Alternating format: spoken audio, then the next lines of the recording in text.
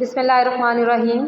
अस्सलाम वालेकुम स्टूडेंट। आज chemistry chapter number 10 acid basis and salts के अंदर हमने जो टॉपिक डिस्कस करना है वो है प्रॉपर्टीज़ ऑफ एसिड्स। सबसे पहले हम देखेंगे what are the physical properties of acids. जो एसिड्स होते हैं बेटा, उनकी एबिलिटी होती है कि वो लिटमस पेपर के कलर को चेंज कर सकते हैं। हमारे पास लिटमस पेपर कॉमनली यूज होने वाले दो लिटमस पेपर हैं। एक होता है blue litmus paper and other one is red litmus paper. जो रेड लिटमस पेपर है, एसिड उसके ऊपर कोई भी इफेक्ट शो नहीं करेगा, लेकिन अगर हम किसी भी एसिडिक मीडियम के अंदर ब्लू लिटमस पेपर को डिप करेंगे तो उसका कलर चेंज होकर रेड हो जाएगा। इसी तरह से हमारे पास कुछ कंपोनेंट हैं which can act as indicator, जो कलर चेंज करके हमें ये इंडिकेट करेंगे कि हमारा गिवन सब्सटेंस जो है उसकी नेचर क्या है। तो हमारे पास इसमें एक एग्जांपल है मिथाइल ऑरेंज की। एसिड की जो है एबिलिटी है कि वो मिथाइल ऑरेंज इंडिकेटर को अगर उसके अंदर पोर किया जाए तो वो उसको येलो से पिंक के अंदर कन्वर्ट कर देगा। इसी तरह से बेटा एसिड जो होते हैं फिनोफ्थलीन का जो पिंक कलर है उसको कलरलेस में कन्वर्ट कर देंगे। सेकंड है हमारे पास एसिड जो है वो इलेक्ट्रिसिटी जो है उसको कंडक्ट कर सकते हैं। इलेक्ट्रिसिटी को इसलिए ये कंडक्ट करेंगे जब हम इनको एक्वस मीडियम प्रोवाइड करेंगे और ये अपने आयंस रिलीज़ कर देंगे। उनके जो आयंस हैं they will act as charge carrier, that's why they can act as electricity conductors.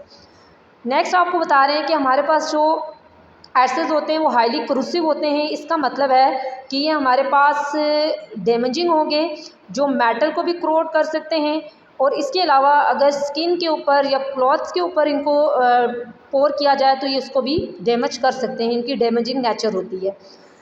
Next है एसिड्स हैव अ सोर टेस्ट।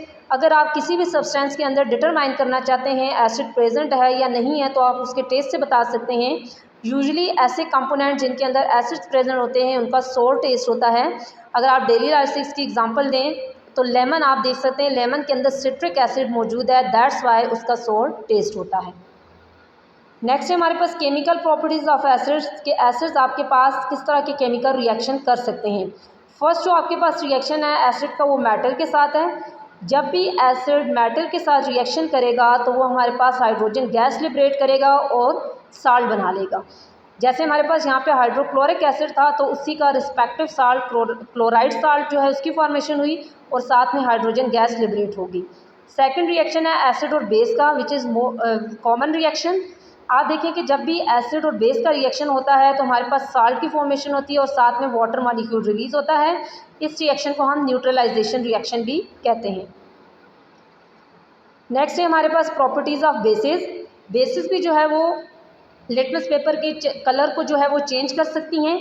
जो हमारे पास बेस है वो रेड लिटमस पेपर जो उसके कलर को चेंज कर देगी ब्लू के अंदर, और जो बेसिस होती हैं उनका बिटर टेस्ट होगा। और इसके अलावा आपको बता रहे हैं कि जो बेसिस होती हैं वो अपनी बेसिसिटी को लूज़ कर देती हैं जब वो एसिड के साथ रिएक्शन करती हैं। इट्स मीन कि इनका न्यूट्रलाइजेशन रिएक्शन हो जाएगा तो आपके पास न्यूट्रल कंपाउंड की फॉर्मेशन हो जाती है। नेक्स्ट है हमारे पास बेटा कि बेसिस जो है वो एसिड के साथ जब रिएक्शन कर रही हैं साल्ट की फॉर्मेशन करती हैं, वाटर की फॉर्मेशन करती हैं लाइक एसिड, और इस रिएक्शन को हम न्यूट्रलाइजेशन रिएक्शन कहते हैं।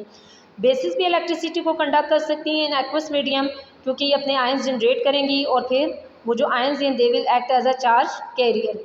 हमारे पास जो बेसिस होती हैं वो स्लिपरी और सोपी इन टच होती हैं।